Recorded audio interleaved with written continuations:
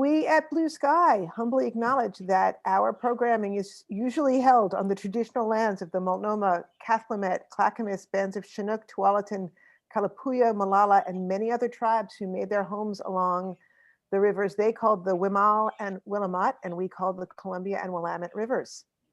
And in an online format, you may be participating from other areas. So we invite you to consider your own land acknowledgement that reflects your location. And we also want to acknowledge that this technology, which allows us to do these programs online, is also inequitably distributed and not equally accessible. So we are creating new virtual displacements and exclusions, and we call attention to these things because we think there is a need for action now and the future to address these disparities. And we haven't been doing the acknowledgement, and I was like, we should be doing the acknowledgement, so I'm going to do the acknowledgement from now on. And I'm going to tell you, for returnees, you'll be familiar with why we do these online salons. These actually started in the gallery years ago, because it seemed like people would come into the gallery and sometimes hear artist talks, and sometimes they would come in and see the art, but I wanted to create space for people to have conversations with each other about what they were seeing on the walls, and getting to bring more voices in, often by pairing the photography with poetry, which we'll do a slight twist on for tonight. But the idea of these conversations is that we're building reflection and connection, and we're building meaning together. So there's never a one right answer to the questions, and that if you all leave here thinking exactly what you did when you came, then I have not done a very good job. So I ask you to be thoughtful in contributing, but also open-minded in listening. Black History Month. It's Black History Month, which is weird because for me, every day of the year is Black History Month, but I want to acknowledge that officially, particularly given Wendel White's body of work. How many of you have gotten to see Wendel's work in the gallery? Okay, so about half, and that's totally fine, because Wendel's work is really about how Black history is represented, collected, and circulated. And so I put this little pun in the program title about the object of Black history, because the object is both the thing and the purpose. And that's what we're going to talk about. And we'll just like jump right in. I'm going to share my screen. I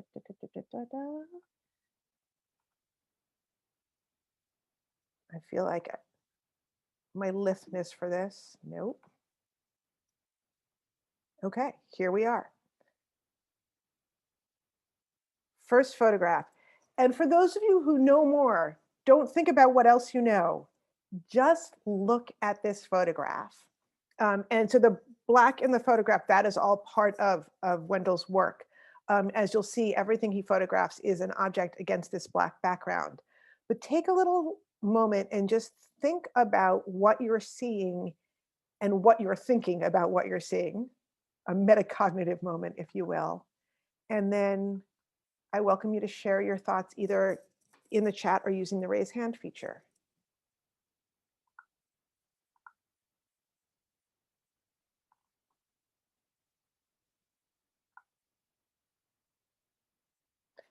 All right, so Yasmin has said, curious about the pink color. Can you tell us more about your curiosity? Well, I think mostly that it's sort of the second predominant color in this photograph, but it's not as sort of bright, if you can say that black is bright. It's not as bright as the black. It's like it seems to be purposely blurred out. So I'm curious, and it's also in the sort of framing of the photograph of the person. Right, so there's two places of pink. There's a field of pink and this framing of pink. And weirdly, they do actually, now that you say that, I hadn't thought about it, occupy a lot of real estate, as it were, in this photograph. Yu Yang, tell us what you mean about that sense of immersion from the black background. So the object is surrounded by the black background, and the object is the only thing that has other colors. So I'm sensing this this object is submerged, not only in the color of black, but also there may be a metaphorical meaning of darkness. Right, this is about blackness in literal ways and maybe metaphorical ways as well. And do folks have their hands up, Amanda? Yeah, Chris Rauschenberg would like to chime in. Okay. Yeah, I wanted to say I agree with you, Yang, that I think that the metaphorical blackness is an important part of it, and the shallow depth of field, so that there's a lot of stuff that's out of focus about it. I think the show is a lot about sort of trying to piece history back together out of disconnected things that are kind of floating up near the surface, but are not at the surface where you can just directly look at them, and you have to kind of provide the context on your own. And I think the metaphoric blackness is very significant. Yeah, and I think we can all assume that if Wendell wanted to, could have shot these with everything perfectly crisp in focus. So we're going to assume that that is an intentional blurriness. And Yasmin's opening comment sort of called us to that, because it's what's blurry here is also bright in color. It is a fabric, as Madeline said in the chat. You know, it's weird. You're not supposed to touch the art. Don't go to Blue Sky and touch the art. But I do feel like there is a tactile appeal to this, to what looks like it's probably the velvety pinkness of the pink that somehow seems even more appealing because it's slightly out of focus. And Madeline also called our attention to the gold color. Do you want to tell us any more about that, Madeline? Sure, it's all richness. There's a tremendous richness around this portrait, who I assume I recognize, but may be wrong. It's just a beauty. It's giving this person such dignity and such regal quality in both the purple being regal and the gold, and the luxury of the fabric, the velvet. And who is it that you think it is? It looks like Frederick Douglass. Indeed, it is Frederick Douglass. And we'll say more about that in a moment, but Yasmin has made one other comment that I think is worth bringing up in the chat. And Amanda, you should keep telling me if folks are have hands raised. Perfect. Yeah, Molly Major and then Molly Newgard after that. Okay, so Molly Major, Molly Newgard, and then I'm going to circle back to Yasmin's comment and then come back to the Frederick Douglassness. I have to remember that. Molly Major, please. I guess I was going to make a statement about the object itself and not the photograph. And it seems like the object is something that you carry around with you. And it seems sort of padded, like it has dimension to it. So having it open up and with these colors framing a black and white photograph, it seems like it makes it special. Not only that these colors are illuminating this black and white photograph, but that you can then close it and keep it in your pocket. Yeah, and Molly Newgard, where were you? What did you want to add? Well, I would say the way that he's chosen to photograph this particularly calls attention to it as both an object and a photograph. I mean, it could have been just, head on, but it makes it intriguing and interesting, and I think further encourages the viewer to examine it. So I think about it as both an object and then a photograph of this object. And yes, one that we would carry around. I have some little examples of photographs like this in these cases, and they were, special objects in and of themselves. Yeah, and I've put us ahead one slide to where I've got the title of the piece, which is Ambrotype of Frederick Douglass. And it's from the National Museum of African American History and Culture, which is the new Smithsonian. I guess it's not that new. It opened in 2016 in Washington, D.C.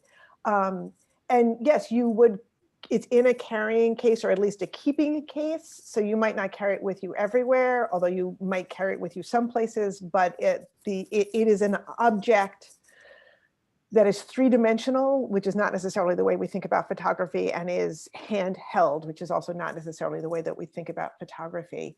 And I think we started to get to Yasmin's question or comment about the obliqueness of the angle that we have for Frederick Douglass. And I like the connection to the Day of the Dead, which is, that's just that treatment of gold around photographs, or ambrotypes in this case from this time period, would have been fairly common, but it is an interesting infusion of color in a medium that at that point could only capture black and white.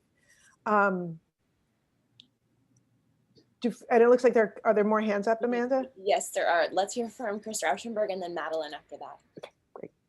So ambrotype is basically a glass negative that's being viewed sitting on black velvet, so that you're seeing reflecting. But if it wasn't in the case, you'd be looking at a negative. So it has to be in the case, and it's glass, so it's very reflective. So you look at it obliquely to not see your reflection in it, which to not see your reflection in it has some interesting content, metaphor possibilities there. But particularly this format was created for daguerreotypes, which were literally a mirror. And the part of the reason for having a case like that is you could use the lid of the case as a way to kind of cut down the reflections. Oh, excellent. Thank you. I'm glad there's somebody who knows more about the history of photography than Lois here. Madeline, what did you want to share? Well, the other thing about the obliqueness is you sort of want to bend into the photo. If it were, there's a diagonal that's taking you into the depth of the photography. If it were straight on, it would be blocking you and stopping you. It would be putting up a stop. Yeah, and then we're not face to face with Frederick Douglass, or the face of history, as it were, in this photograph. So I'm just going to stop and have a little meta moment. I taught my odd daughter the word meta last week. Amanda, you'll be happy to know, or the concept meta. I got to say, as somebody who does African-American history every day of the year, it's a little bit weird to start this session with Frederick Douglass, because the joke that people make is that Black History Month is always Frederick Douglass, Harriet Tubman, Rosa Parks, Martin Luther King Jr., right? When all important figures, but not the only important figures. So then I was like, Lois, you can't start with Frederick Douglass. That's terrible. And then I said, well, this is an interesting question. What do you actually, not me, what do you all actually know about Frederick Douglass? So I put this question out there. Frederick Douglass is, I think, one of the most famous African-Americans ever. We've all heard of him. He's the one you're supposed to talk about during Black History Month. But what do folks actually know about Frederick Douglass? Let's build a little collective biography.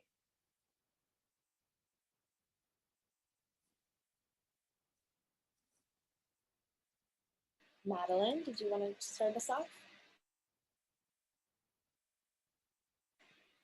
Oh, Madeline, you're muted. I think maybe I know he was a former slave. I'm not sure if he was a freed slave or an escaped slave. So that one I couldn't say. Who really was an amazing orator. And as I understand my history, which is minimal, just was in the North orating everywhere for abolition, and a huge part of the abolition movement. Other collective biography, Yasmin has pointed out that he visited the White House. He indeed did. He advised Abraham Lincoln and lobbied Abraham Lincoln and other presidents thereafter. He outlived Lincoln by many years. Beth has said he purchased his freedom. So this is a little bit complicated. Frederick Douglass stole himself free and lived in the North and was on the abolitionist circuit as a speaker, and then wrote his biography. He actually published 3 autobiographies during his lifetime. The first was the narrative of the life of Frederick Douglass, an American slave. And when that came out, he left the country and went to England because he was afraid of being recaptured. And so money was raised in his absence so that he could buy himself free. He was indeed, as Beth has added, a friend of Susan B. Anthony, and was an advocate both for women's rights and women's suffrage, as well as Black rights and Black suffrage. And his activism lasted long past the end of slavery. He was an American ambassador. He also, in addition to being a fantastic orator, published newspapers. He founded several different newspapers over the course of his lifetime. He never had a day of formal education, and I will never write as well as he does for all of the graduate degrees I have taken the time to acquire. Let's see. And yes, Chris has pointed out he was one of the most photographed people of his time. Is there anything anybody wants to add to the collective biography? I mean, he had an amazing life. So I don't feel like we have to hit everything, but is there any more that we feel have been majorly left out of the biography? So here is a quote from Frederick Douglass. And it's North Star was one of his newspapers. I think it was his first newspaper. Negroes can never have impartial portraits. Sorry, you all are covering part of the quote. At the hands of white artists. It seems next to impossible for white men to take likenesses of Black men without most grossly exaggerating their distinctive features. So he says this in an article in North Star because somebody has just published a book that has an illustration of him in it that he hates. And he's reviewing the book and he includes this little snippet. He goes on to be, historians believe, the most photographed American in the 19th century. The most photographed American in the 19th century. So my question to you, in lieu of a poem to pair with this image, is how does he go from this quote? Why does he go from this quote, do we think, to becoming the most photographed American, not African American, American in the 19th century? Chris Rauschenberg, start us off. Well, the camera is impartial. It has, I mean, you know, you can have a partial person operating it, but a camera doesn't make its own caricatures. It just records what's in front of it neutrally. So he's better off with somebody with a camera than somebody with a pen or a paintbrush. A camera at least implies truth and accuracy. There's probably plenty to be said about whether photography, and I'm not even talking about the age of Photoshop and post-production manipulation, but whether photography is always as objective or transparent as we sometimes invest it with, but we definitely invest it with that. And I think he was really conscious of that. Any other thoughts about the power of the photograph for a Frederick Douglass? Chuck Barnes. I guess I would say I would wonder if it was part of what we would now call a media strategy on his part to be known and for people to know who he was. Yeah, that he was a recognizable individual, and that particularly being photographed over the course of his life, he could develop a public personality, as Beth put in the chat. He's advancing social causes, so this is a form of social media. It looks like Molly Newgard is going to jump in next. Well, I would just agree with that. I mean, it was a chance to, in a sense, get his likeness out there in relation to his causes that he espoused. And photography played a very powerful role at this time in this way.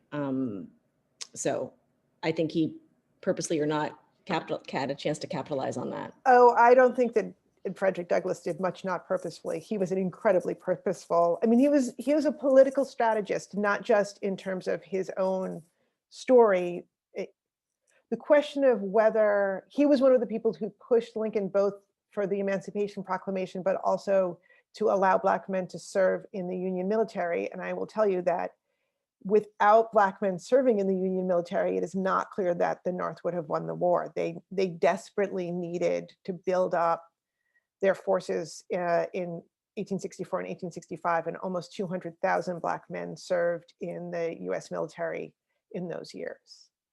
Sorry, that was a little bit of the historian lecturing the group.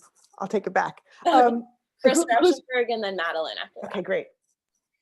Yeah, I was just going to say, if we think back to when we were looking in the earlier refocusing at Sarah Bennett, and we said the reason that she was photographing these women is because she was trying to get the parole boards to see the women as human beings, and that she wasn't a photographer, but she realized that photography was the tool that would make people recognizably human to people who didn't want to see them as human. So Yeah, I think he was doing some of the same thing.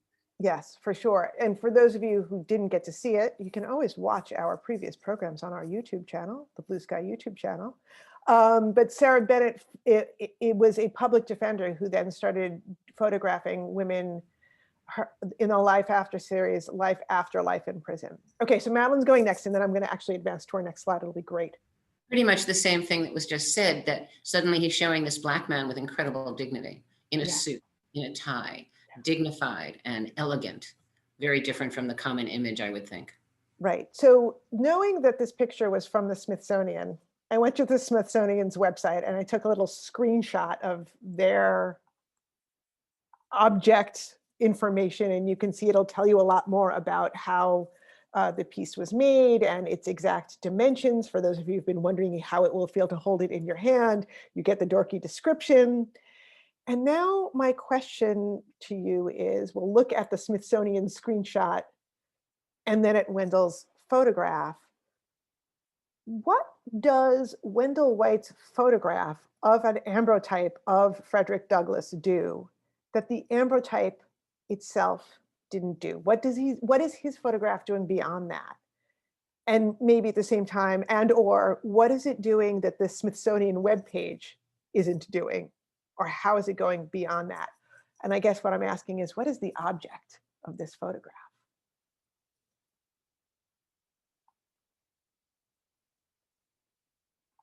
So Yasmin, you said it illuminates Douglass, but how does it do that differently than the original ambrotype? I don't know the how, but I mean, my perception of the two images of Douglass himself is that he appears illumined in Wendell White's photograph of the ambrotype, whereas in the Smithsonian catalog, he's dark. It's hard to see him, actually. He's kind of obscured. So presumably, Wendell White has at his disposal many photographic tools that whoever took this ambrotype of Frederick Douglass there's not even an exact date for it, but in the mid-19th century didn't have those tools. So he can light a photograph differently and make different choices in the medium. But that even the Smithsonian is cataloging, which is a different thing than whatever it is we would want to say that Wendell is doing. Chuck Barnes is next, and then Wendy Talbot. I think for me, when I'm looking at it, there's sort of two things. Well, maybe it's one thing. It makes it more of the representation of it here on the Smithsonian. It's just a catalog. It's a flat object, so there's the three-dimensionality of it. But someone said something earlier about like looking at it, side on, and what the path is actually that you come with your eye, imagine to the image of the man.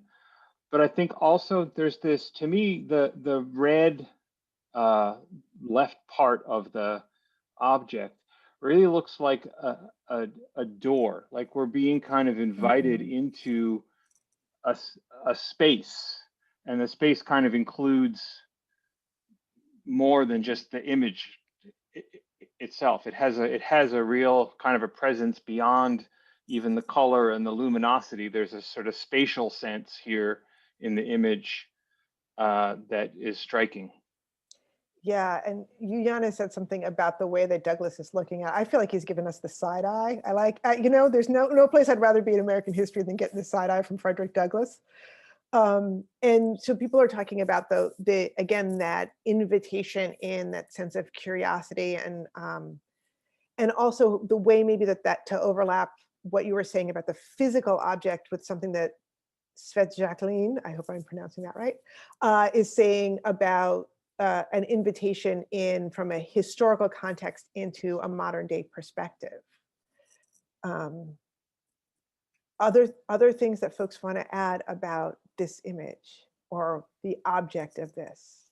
Go ahead, Wendy. Let's see. Okay. Well, in the flat version, you don't even realize that it's a pink. I mean, it looks black with maybe a little bit pink around the edge, but that pink is so inviting. And it's so, I'm not sure it's a color that a Black man would have embraced back then.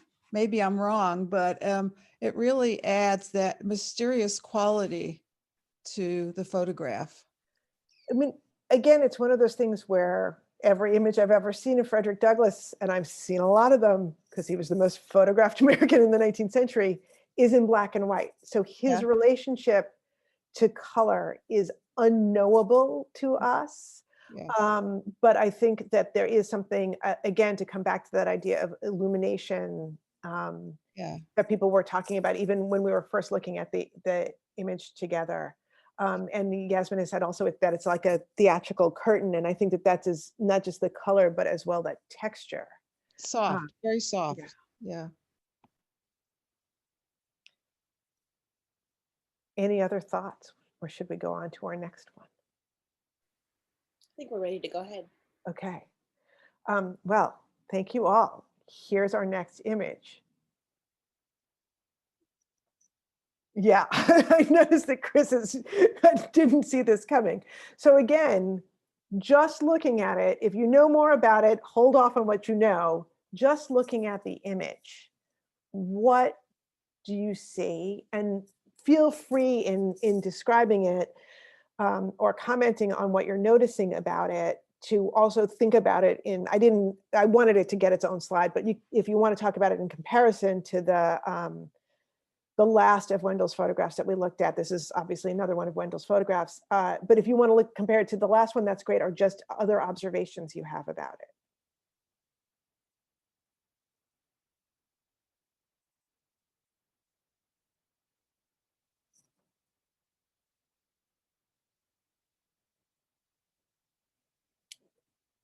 Beth, you said as if a person lost in history, but what's making you feel that way?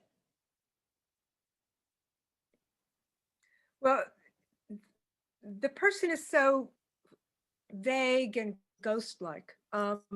It's hard to distinguish characteristics. I'm guessing that it's another famous, well-known Black person from that period who was, I not photographed as much as Frederick, but you can't really see it, and yet not erased from history and still considered significant. Right. So there's a presence that also sort of is an absence at the same time, or it's calling our attention to what we can or can't see, and that the book itself, as Yasmin observed in the chat, is actively being read. This is not the way that you store a book, especially not if you're a museum, because it's very bad on the binding to store a book like this, right? So it's open in the way that a book is when a person is interacting with it as a reader. And as Becca is noticing, shallow focus, again, very up close and personal. But Becca, can you unpack for us the relationship between those two things? How is the shallow focus make it up close and personal? Yeah, I can try. It's got that macro feel for me. So it's as though when you photograph something small and you have to get very up close to it, which for the first image definitely amplified the fact that it was a small object that you would carry close to you. For the book, I guess it's the same kind of thing. It feels almost though like it's a small poetry book or something you would keep very close to your heart. For me, is how that. And Molly Newgard, how is there it implied that there's something important stored within? Well, because it resides in some collection somewhere, and perhaps also because Wendell chose to photograph. There is something special. I mean, maybe it's also, an everyday object as well. But there's something that no matter what, again, being in a collection, but also the choice to photograph it naturally elevates it to a new sort of status, if you will. Right. And that's something just about his photograph of each of these objects is that he's extra elevating it. And Molly Major has said, well, this image is at the front of the book, which is important. It's on the frontispiece, and she's reading it. There's a head covering. It might be a woman. Perhaps it's Harriet Tubman. Would Lois really go that low as to do the first two being two of the four who ever get talked about? Maybe, maybe not. Beth, did you just go get a prop? What have you got? You're muted. You need to unmute, my dear. Unmuting. I just grabbed the narrative of Sojourner Truth off my shelf. I'm guessing it's Sojourner Truth. Correct. Yeah, I- that's who I was guessing it was. I don't know much about her. I'd lost this book. I was delighted I found it. So I haven't finished it off yet. So, and this is one of those moments where I'm sorry that I can't see everybody at once, but maybe raise your metaphorical hand or identify yourself in the chat. Who knows, who's even heard of Sojourner Truth? Yasmin has, Molly has, Chuck Barnes has. Oh my God, I'm Beth sorry, technical has. difficulty. When we do that, Chris Rauschenberg and then Madeline would like to speak next. Okay. And I want to know what people know about Sojourner Truth. Oh, Madeline's college had a Sojourner Truth library. What college, Madeline? It was Harper College, now SUNY Binghamton, part of the State University of New York system.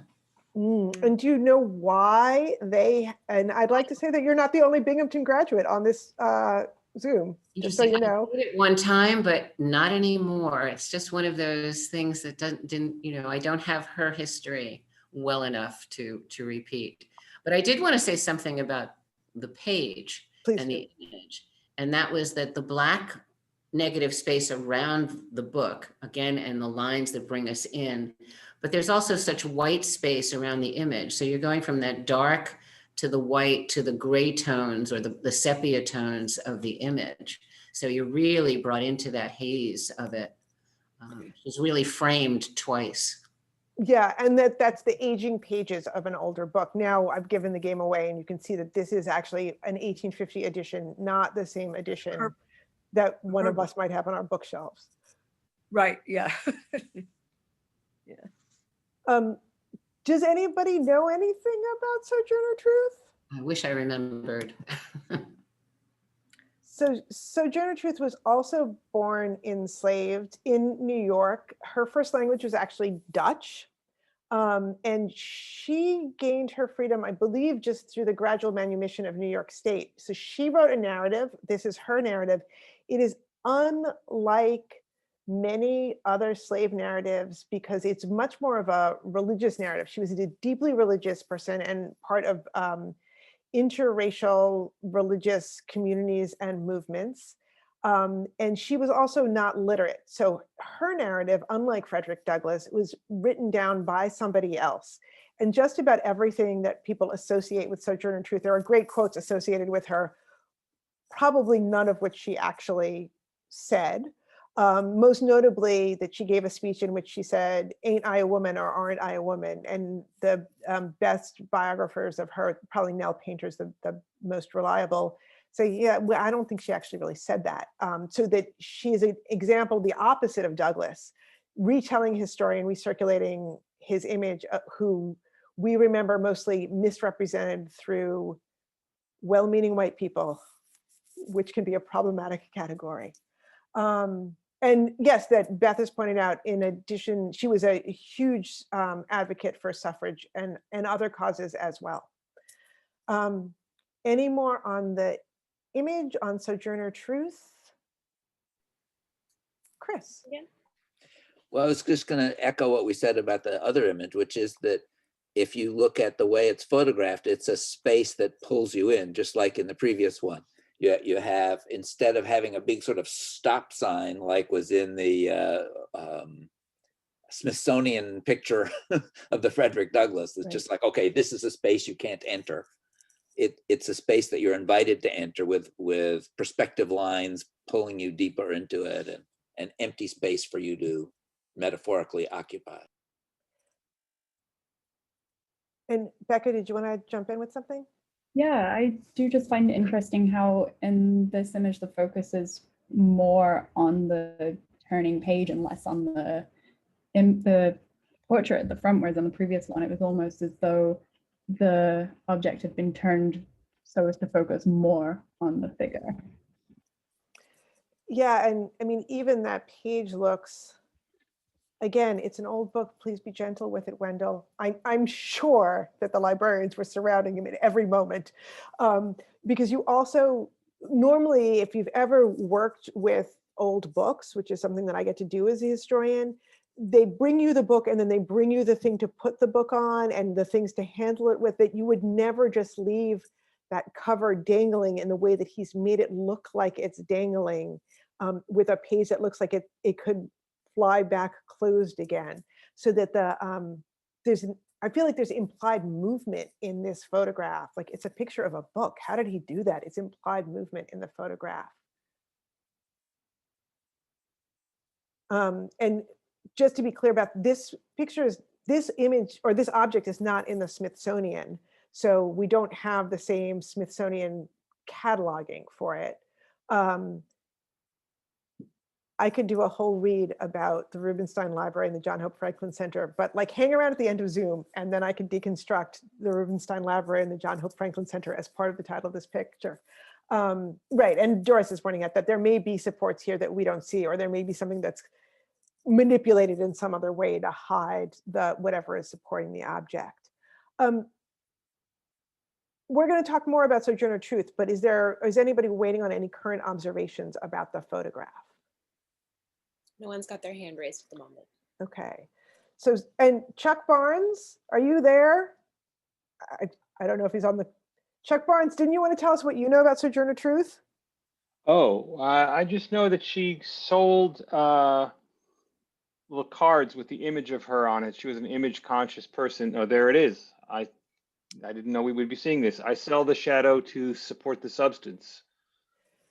So Sojourner Truth, like Frederick Douglass, was very conscious about the circulation of images. And this is a carte de visite. And so this could be like a quiz. Does anybody, any history of photography mavens, want to tell us about carte de visites? Is that a Molly Newgard hand up? Yeah, so these were like the calling cards of the day. Anyone who had their carte de visite, and they were the cameras were could produce 8 to 16 at a time. And it was a way, again, of disseminating your image. And it would be not just people who were well-known, but importantly, people who were well-known, but also, people who could afford them. But oftentimes in these kinds of settings where they were formal poses. So they're really interesting to look at, because you could actually have a number of different types of poses with the 8 different shots. Yes. Yeah. Yeah. So it's the camera has multiple lenses that are exposing different portions of a single glass plate, but they're not necessarily opening all at once. So you can get different images on one plate. And then again, the way that the wet plate technology is working, they're able to make an indefinite number of prints from a single negative. And they're being printed on cardstock. So it's like you get your whole set of pictures, like they're your school photos, and then you cut them all out. And they are small little calling card sizes, about 2¼ inches by about 3¼ inches. And they can sell cheaply. So carte de visites might be 25 or 30 cents each. And at the same time, a daguerreotype might cost $3, $4. So incredible difference of scale. And you can give them as calling cards, but people are also collecting them. So they're also a little bit maybe like baseball cards too. I sell the shadow to support the substance. That is the point. And it is years after her, Sojourner Truth's carte de visites are really probably mostly mid-1860s. Her narrative was earlier, it was 1850, so she's already had this version of her life circulating, but now that she's got this technology, which starts in Paris in the 1850s, but it's solidly in the US by the mid-1860s, she is selling her image in this way. So I ask you, photography mavens who have come to Blue Sky, what do we make of the phrase, "I sell the shadow to support the substance"?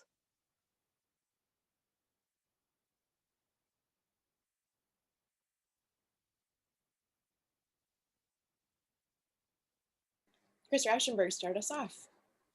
Well, it's an example of media savviness, that it's like, okay, how can I raise money for the cause, well, I can sell these carte de visite pictures people want to have. I mean, there's a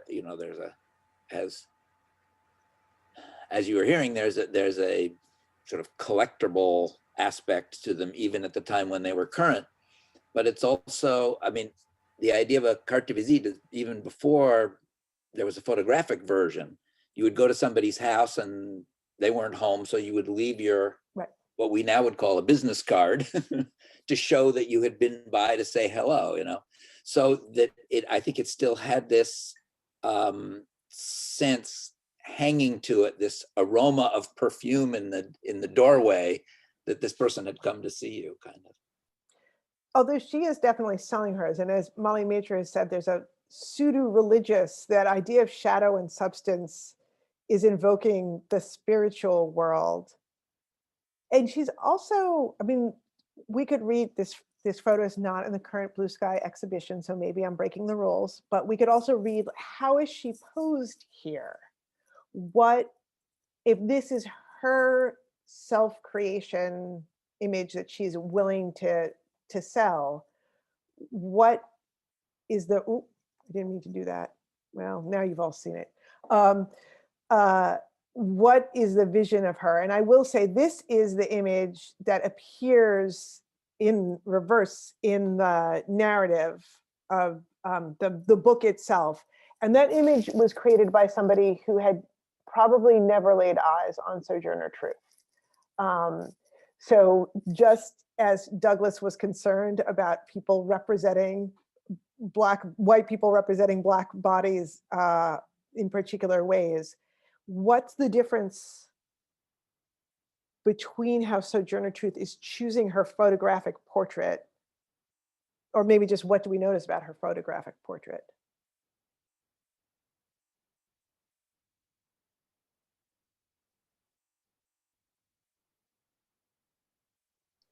Let's hear from Chuck Barnes. She's doing some sort of handiwork. She's engaged in some sort of, we don't know whether it's meant to convey that she's engaged in, quote, useful work, or whether this is like a decorative thing. But I think this notion of she's making something is in line with her phrase, which is like such an interesting thing to say. I sell the shadow. It is like this understanding of the photograph in this really, I think someone else said spiritual, but I think that it's really amazing, and that you can use it to get something that has value, that you have this shadow, and that you can exchange it for money in order to have some sort of political effect. Like it's transactional in the best sense. And I think I want to read it in the best sense because of that eye, right? She's deciding what she gets to sell. And obviously, like, when we think about the selling of the self, remember that we are talking about this in a moment in which human beings were, including her, she and her children, were bought and sold, including her children being sold away from her, right? So to sell the image, the shadow, to support the substance is a claiming of the self and a claiming of agency that I think we have to remember how much the word sell means in this moment. And so, yes, she seems to be knitting. And I like that now that we have a whole like Portland interpretation of knitting going on in the chat, but also the sort of thing that a proper lady would do, as well as that somebody might have to do for economic reasons. So she's sort of skirting that. And we see this, I don't know how well you can see it, like, this is a lovely tablecloth here. There are pretty flowers here. And again, because it's a carte de visite, as Molly Newgard reminded us or taught us, there are a bunch of different poses that are all from the same time, and they're slightly different. So you can, on your own time, ask your frenemy, the internet, to help you find images of Sojourner Truth on carte de visites and see the slightly different changes. I think an important one to note is also she's wearing glasses, which is which I think adds a level of detail about who she is and her vision in the world, literally and metaphorically again. So let's go to that same question. What is Wendell White's photograph doing with Sojourner Truth's narrative? What is the object of this photograph?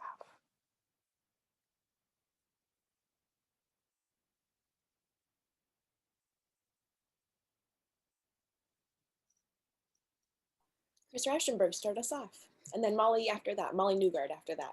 Well, this is going to take us in a slightly different direction than I think you're going to, but that this etching that we see in Wendell's picture, and you showed us the original of, you'll notice it's flopped. And when I looked at this book, I felt like what I was seeing was not ink on paper, but acid deterioration of paper from whatever the ink was. So I think the picture is actually printed on the other side of that piece of paper. Oh. And this is the stain rising up through the paper. Meaning that if we turned one more page, we would have the proper image. That would help me out because I couldn't figure out why it was reversed. So I found this, you can get digitized versions because this is not a book under copyright. You can find digitized versions, and that's where I got the this image. And I like your reading because it helps me understand why it's on the other side. Okay, all right, all right. Molly Newgard, what were you going to tell us? Well, so your original question was why he chose to photograph it this way? Or what does it tell us? What does it do? What is the object of the photograph? Yeah, I mean, I think I mean, I'm thinking that it might have to do more with, I mean, it's important that it's like less about the photographic image of her than her work, perhaps. Because we get sort of a glance, but we don't, we have to kind of figure out really who that is. So I don't know, that's just, yeah, maybe a long shot, but just thinking that maybe it's less about the photographic image. Well, and Beth has added in the chat that it invites you to turn the page and read on. So I think it's a different invitation in, because whereas we were talking about how luminous and color and sort of popping with color, the Frederick Douglass, Wendell's photograph of Frederick Douglass's amber type is, this is, it's more, it's opaque, the work that I want. But it also makes us curious in a particular way because of that. Other thoughts about Wendell's photograph?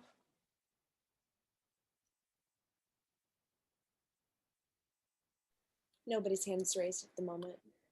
Oh, good heavens. We're in great danger of actually getting through the whole, everything I've planned for this evening. It would be a first. All right, and again, I'm going to ask you, if you know what you're about to see, hold your thoughts, because I want folks who are new to the picture to just read it. Just look at what is there and think about what you're seeing and what you're thinking about what you're seeing, and share some thoughts.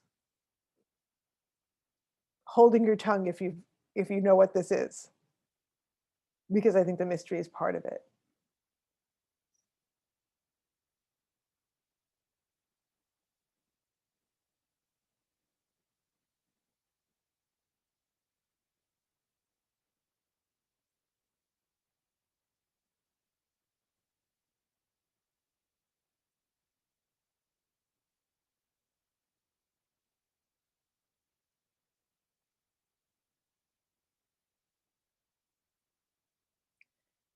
Yasmin, you've said mangled stained glass.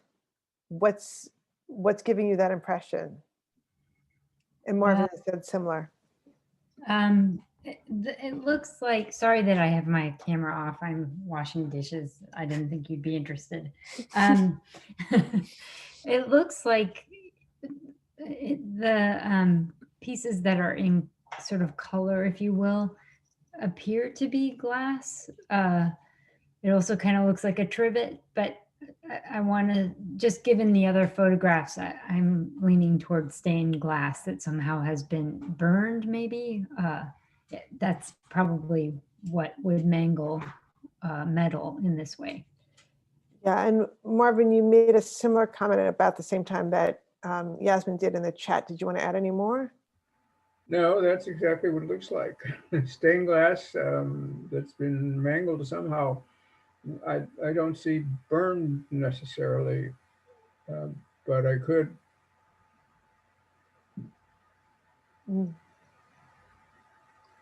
Any idea how big this thing is that we're looking at? And that wasn't a particularly putting Marvin on the spot for any of us. Would you repeat the question? Do we have any sense of scale? How big is this thing that we're looking at? Do any of us have a sense of it? To me, it looks small, like it would be part of the decorative glass in a door. And Madeline saying, well, now that I'm learning about what's in focus and out of focus in Wendel White's photographs, that might give me a clue about the size of it. Andrew has had a very definite guess in terms of the size. And I'm curious how you came at 5 by 5, Andrew.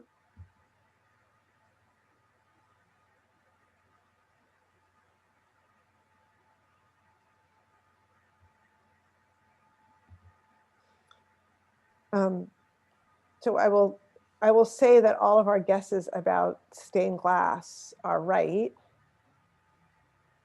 And it is heartbreakingly a stained glass shard from the 16th Street Baptist Church in Birmingham, Alabama, which was intentionally blown up, murdering 4 children who were inside, destroying the church.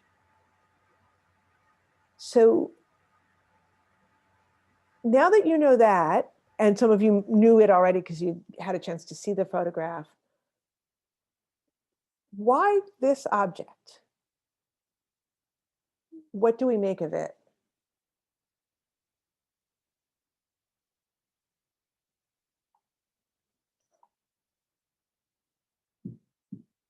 Why might the museum choose to keep this object, and why, of all the things in the museum, might Wendell, I guess I shouldn't phrase it that way because I'm asking you to telepathically discover what the museum wants. What's significant about the museum choosing to have this object in its collection, and what's significant about Wendell's decision to photograph it? And Andrew has noted that, you know, there's a missing piece which speaks to the missing people and the violence that this object embodies, Doris has observed, and that, as Yasmin said, in particular because it's stained glass, which we associate with religion and holiness and God. And Molly Newgard said, you know, that there's something that survives these devastating events. And let's hear from Chris Rauschenberg.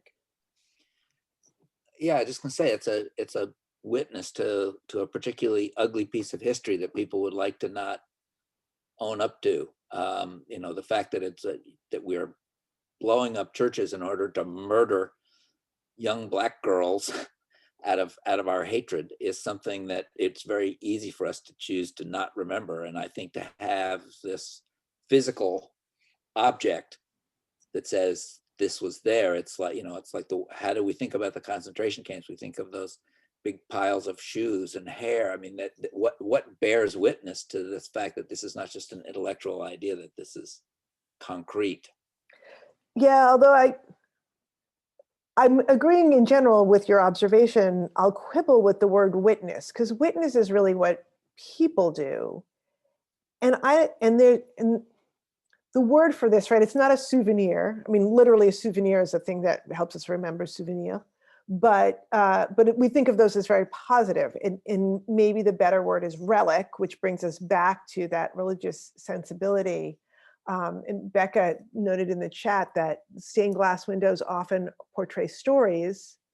They tend to either be narrative because there are multiple panes, or at least imply stories that people in a religious space, for example, might recognize. And this stained glass is telling story in a really different way. And that what is usually bright and beautiful about stained glass is different here. It's not dark exactly. What word would we use to describe it? Its lack of bright.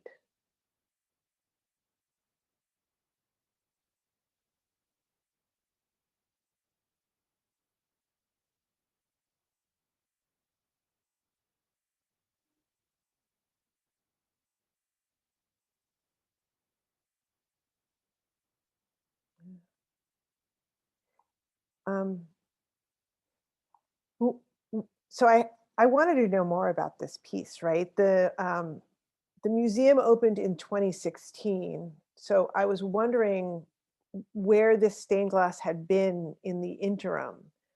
There was a white minister who was doing social justice and racial justice work in Birmingham when the church was bombed. And he went to visit it, and he took some of the stained glass that had been burst out in the explosion and kept it. And he's donated, or his family have donated in several places, but this was donated to what is now the Open Smithsonian Museum in 2013. So the bombing occurred in 1963. And he and his family kept this piece for 50 years, which I think is that wanting something that bears witness, or that forces us to bear witness to our worst history. And Andrew's saying, that the glass itself might be darkened by smoke. It may also be about what, a window has light because it has light coming through it. Any thoughts about the way that Wendell has chosen to position this particular object in this photograph?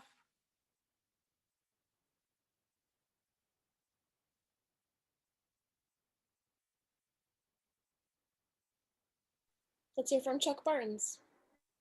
Really doesn't look like the way you would look at a stained glass window. It looks like the top of it is facing us, and the bottom of it is towards, in this sort of more blurred part of it, and that it's horizontal. So it's really not the natural way. Like, you could just as easily imagine standing this thing up and looking at it that way, as if it was just a damaged stained glass window. But there's something about the horizontality that's something that's been knocked over. Yeah, so it's not the way windows are. And Molly Newgard had said in the chat, it's being presented to us in a particular way. I'm not so sure that I can tell a top and bottom in this image, in this object rather. I'm trying to read the chat and also talk at the same time, which actually you cannot physically do. Doris is saying, that there's something about Wendell's style, at least as it's coming out across these images that we're looking at, where the three-dimensionality is really important. Wendy, when you say it's like it's dead, what do you mean? Well, can you hear me? Yeah, it's almost like it's in a coffin. It's laying flat. It's come to its demise. It's not illuminated anymore. There's no animation. It's just flat.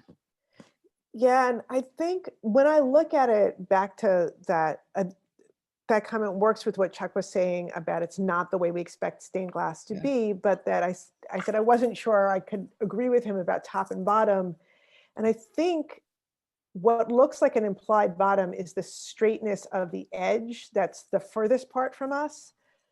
But I wonder whether the part that's facing us was also just as straight an edge that now is completely mangled. It is clear that what is closest to us is the most mangled part of this particular piece, where some of the glass is missing entirely, but the metal is completely distorted. And to me, that feels like he's sort of confronting us with what is most destroyed.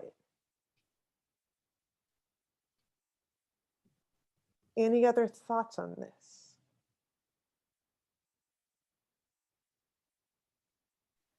No raised hands at the moment. Oh, Chris Rauschenberg, let's hear it. Going once, going twice up. Chris Well- Rauschenberg. Well, I'm just going to say that in all of these pictures, the position that Wendell is putting us in the way that he's placing the objects is, I don't know if any of you guys ever saw that James Turrell, what appeared to be paintings, but were actually rectangular holes in the wall into very undetailed spaces.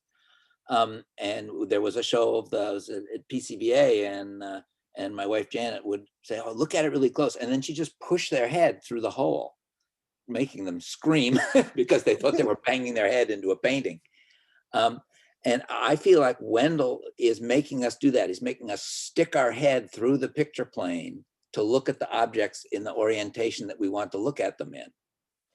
Which is also really interesting because all of these things, even the ambrotype, they're museum artifacts that are all three-dimensional, and we're looking at photographs of them. So he's sort of pushing, I don't know whether he's pushing our heads. Remind me to be careful next time I'm near Jan. I don't know whether he's pushing our heads or he's pushing them out of the plane. He's breaking the fourth wall, as it were, in 2 dimensions. And as Andrew said, it's also, Wendell knows how to force us to look where Wendell wants us to look. I thought perhaps if you could stick around a little longer, we might actually get to a poem tonight. Are you ready? All right. Okay, I hope I get through this poem. And I will say that this poem has been set to music, and I completely neglected to bring the link. But there is an African-American operatic singer. He is a baritone who commissioned this to be set to music and does an amazing performance of it. And I would have brought it to play for you, but it's about 16 minutes long. And I knew that we would never have that much time. But this is a poem by Dudley Randall, which he wrote in the 1960s, called The Ballad of Birmingham. And I'll read it. Ballad of Birmingham. Mother dear, she asks, may I go downtown instead of out to play and march the streets of Birmingham in a freedom march today? No, baby, no, you may not go, for the dogs are fierce and wild, and clubs and hoses, guns and jails aren't good for a little child. But mother, I won't be alone. Other children will go with me and march the streets of Birmingham to make our country free. No, baby, no, you may not go, for I fear those guns will fire, but you may go to church instead and sing in the children's choir. She's combed and brushed her night dark hair and bathed rose petals sweet, and drawn white gloves on her small brown hands and white shoes on her feet. The mother smiled to know her child was in the sacred place, but that smile was the last smile to come upon her face. For when she heard the explosion, her eyes grew wet and wild. She raced through the streets of Birmingham, calling for her child. She clawed through bits of glass and brick, then lifted out a shoe. Oh, here's the shoe my baby wore, but baby, where are you?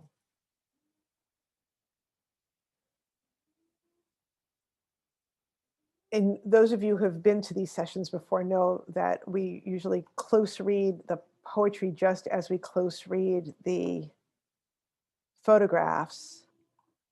So I invite your observations. What strikes you in particular about this poem? And I could ask a more directed question if people need that.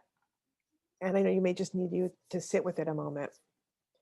Amanda, you'll let me know if anybody puts a hand up. I will. Yasmin said it sings like a lullaby.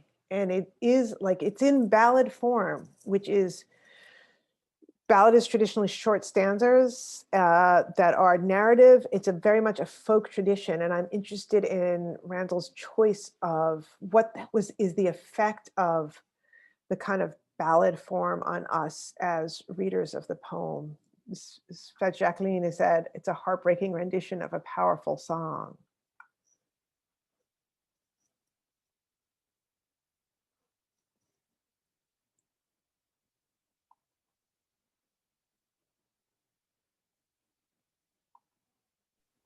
Chuck Barnes, let's hear it. I think for me, it's when you read it in like this ballad form with kind of the simple rhymes, it seems without artifice, right? It seems like it rhymes, but it's sort of, there's not trying to make it, I don't know, for lack of a better word, fancy or like a fancy poem. It's like any regular person could read this and get the emotional impact from it. So that the emotion feels a little bit, it's more forward emotionally? The emotion seems more forward. It's not buried in others in form. Yeah, and yet there is something, Yasmin said lullaby. There's something very sing-songy about it. And I think the shortness of the stanzas, the rhyme does that. And having read this poem a whole bunch of times before tonight and read it out loud to you just now, there's a little bit of internal rhyme. Mostly it's end rhyme, meaning, play, today, wild, child, the ends of lines rhyme.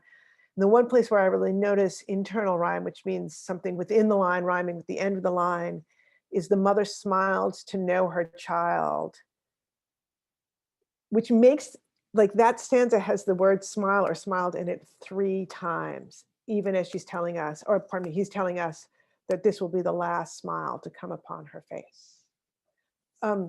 Amanda, tell me if there are hands up. Yeah, Chris Rauschenberg next. Yeah, the power of using that form is it's a form that makes us put down all our defensive shields. It's a form that says, oh, this is going to be very safe, don't worry. And it echoes the mother's experience of entering into what should be a very safe space and having it become nightmarish.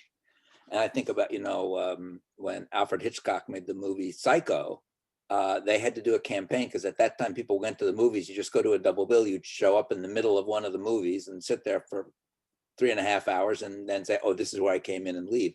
And he couldn't have that in Psycho because the star gets killed in the first reel, which is completely shocking in the movie because, oh, she's the star, she can't die, And I think also, there's other examples of that, obviously, but I think that the movie Something Wild by Jonathan Demme, which starts off like a romantic comedy and then it suddenly becomes brutally violent. And it's much more violent than a movie that's violent from the beginning because you put up your defenses, and this sets your defenses down. Yeah, and coming back to the sing-songiness, or Doris said in the chat, it appears to be soothing until we realize what's happening rhythmically, and it's really hard to hear. And I tried to clap it out, and I'm not sure I can because the rhythm here isn't exactly the same. Which it's not exactly the same number of syllables per line, but the word explosion is off rhythmically in this poem. The mother smiled to know her child was in the sacred place, but that smile was the last smile to come upon her face. So that line, but that smile was the last smile, is off rhythmically a little bit.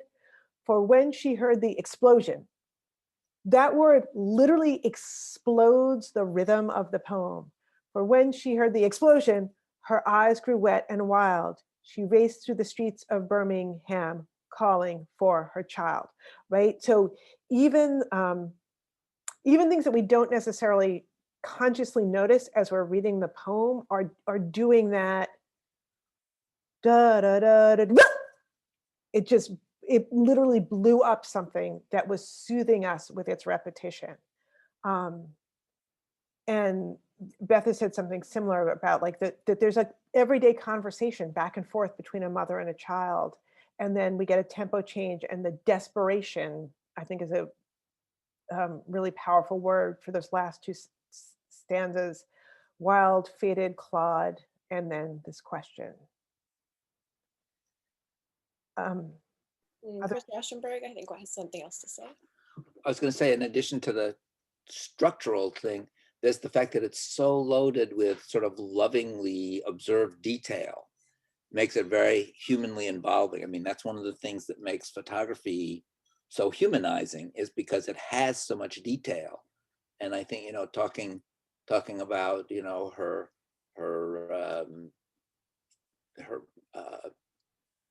brushed rose petal suite, drawn white gloves on her small brown hands, and white shoes on her feet. I mean, it's so particular and it's so resonant that when it blows up in your face, it blows up in your face.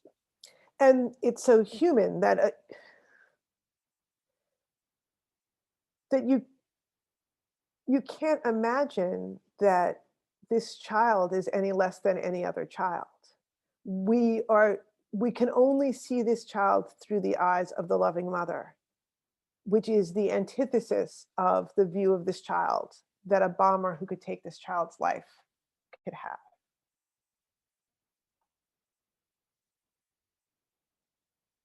There's the technical term is dramatic irony in this poem, right? Because we know what's going to happen. The mother doesn't know and the child doesn't know, but the reader knows. The Battle of Birmingham, and Birmingham had such atrocious violence during the civil rights movement that it was referred to regularly as Bombingham.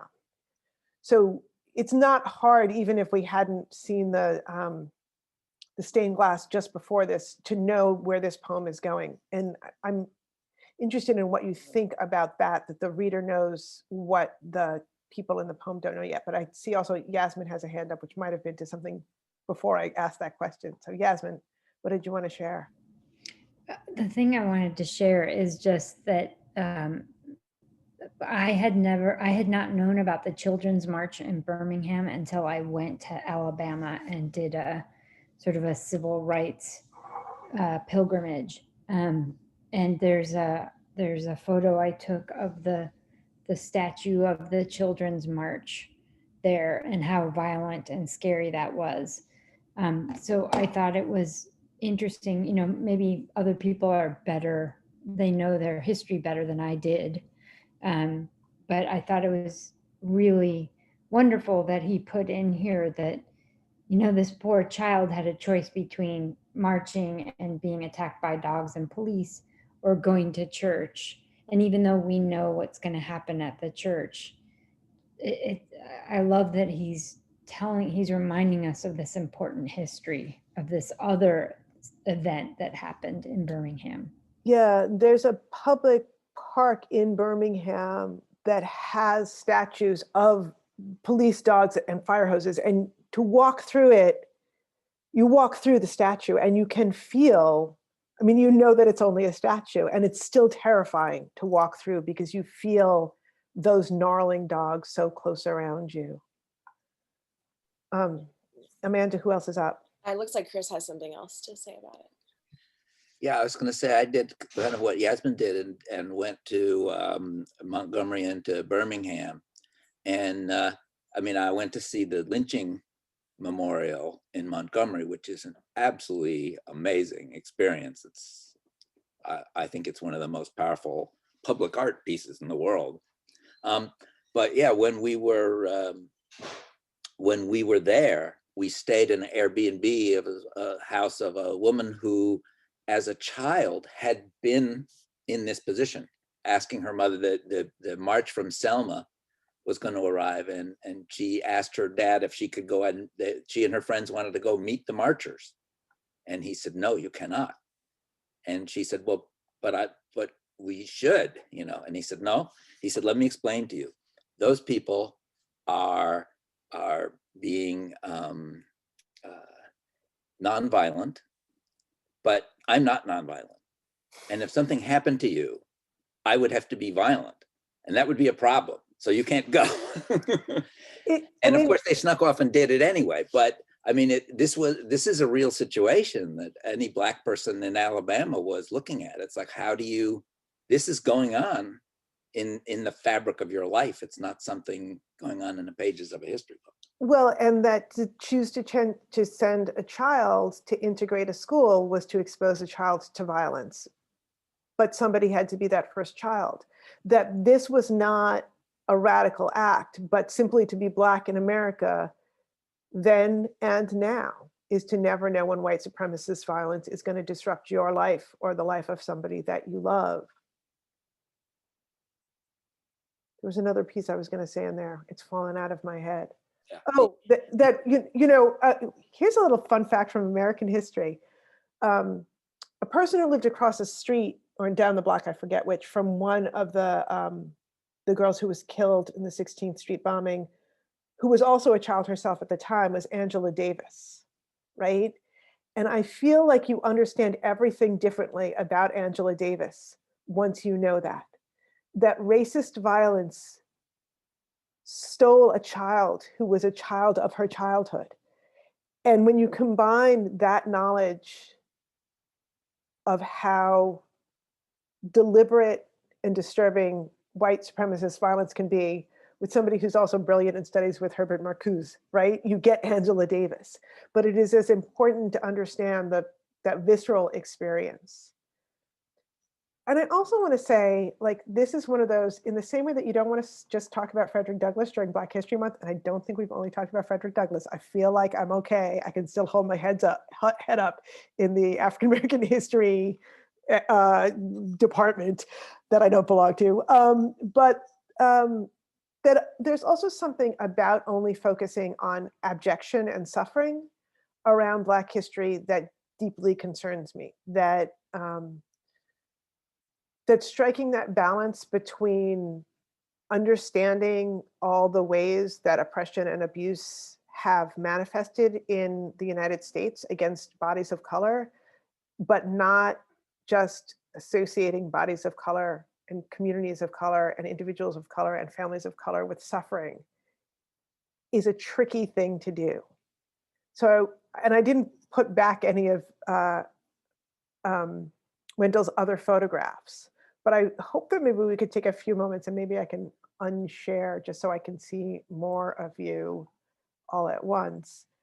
How do we understand the object of Wendel's photographs in a way that is not just about something as devastating as the stained glass and the violence it represents, but is also something more celebration? Oh, Chris, it looks like you have yet another image. And for those who haven't seen the show, also it's disappearing into Sojourner Truth. But which is the one that you're holding up? Can you tell folks about it? But you have to unmute. You have to unmute and hold the picture and not disappear into your screen. Oh, no, I can't. I'm not very good at not disappearing. Okay, it's Jimi Hendrix's vest. Is another object that Wendel has photographed that is, in that one is up from this series in Blue Sky Gallery. Yeah. And it's also at the Smithsonian. So the same place that you would see the image, the ambrotype of Frederick Douglass has Jimi Hendrix's vest and many, many, many other celebrations of African-American culture and art and history. But what is the object of a session like this? Let's have, to use the word that now my 8th grade odd daughter knows, let's have a metacognitive moment. What's the object for us gathering to have a conversation like this about Wendel's work and about Frederick Douglass and Sojourner Truth and Angela Davis and the 16th Street Church?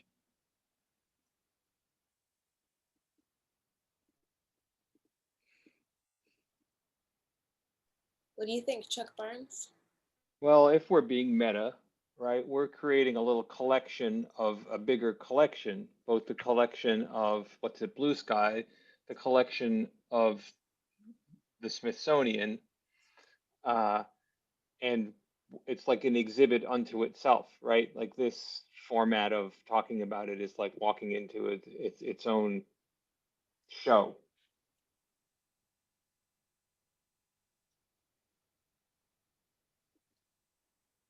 I like that because I think it confirms exactly what I said at the beginning about building community through conversation. So good answer, good answer. And then Yasmin and then Chris. Mine isn't quite as profound as Chuck's. I feel like what's important to do in February is to educate ourselves and expand the pool of knowledge about the positive stories about being Black in America, but also about the history that, like I said earlier, there are chunks of the history that I really only learned when I took that trip to Alabama. Yeah, I mean, there are chunks of this history that I'm still learning every day. When I say every day is Black History Month for me, it doesn't mean because I know it all. Quite the opposite. I see a Molly and I see a Chris. Yep. Well, I was just going to say, I think that if you're sort of stepping back into the wider view, I think our job is to see each other's humanity, to understand that little girl that got blown up, it can be viewed through her mother's eyes, and that's the way that we ought to view her, and to look at what's going on and what has gone on in the world around us as context, that we need to understand that context in light of seeing each other's shared humanity. Molly Newgard. Yeah, similarly, I think that it's our responsibility kind of continuously to learn and educate ourselves. And it's an interesting way to do it through objects, as you have shown us. There's a beauty in that in and of itself, but also, as kind of Chris mentioned, that there's a past. Understanding the past also helps us understand what's happening in the present. But I think also expanding our understanding of the past to inform the ways that we realize either how far we have to go or our attitudes towards what's happening today. So I think these are really relevant and important conversations. And if art can get us to that point of conversation amongst a group of people, I think it's lovely. I could do this every day. So thank you, Lois. Happily. And I meant to say this when we were talking about Frederick Douglass and his circulation of images of himself, his choice to make himself the most photographed 19th century American. So we started these, again, we'd done sessions in the gallery in person, but we started doing these online in early May. And our very second session was right after George Floyd was killed. And Molly kindly said, I said, I think I have to go in a different direction than I had been planning and than what we announced for the program. And she said, go. And everybody came along and it was great. But I was talking really then particularly about that photography, we often think about it in terms of documentary, not solely documentary, but that photography doesn't just document either white supremacy or struggles for racial justice. It also is a tool for forwarding those things. And in that session, one of the things that we looked at was a lynching photograph, which is a good example of the way that, a lynching postcard rather, that circulating postcards of lynching was a way to extend the terror beyond just the event or the threat of another event, so that anyone who encountered the postcard was reminded of the way that brutal violence was being used to maintain racial domination. And I think that Frederick Douglass, his being photographed predates the lynching postcards because it predates postcards, but it is, and both his circulation of photographs and I think in a different way, Sojourner Truth's Selling the Shadow to Support the Substance is about deploying photography in a different way for racial justice and particularly for activists of racial justice. So I feel like I get an okay from for taking us through this in February. Chris, is your hand up again? Yeah, I was just going to say, certainly the most important photography exhibition in the history of the world, and possibly the most important art exhibition of any kind, was the Family of Man show, which was all about recognizing the shared humanity of the other.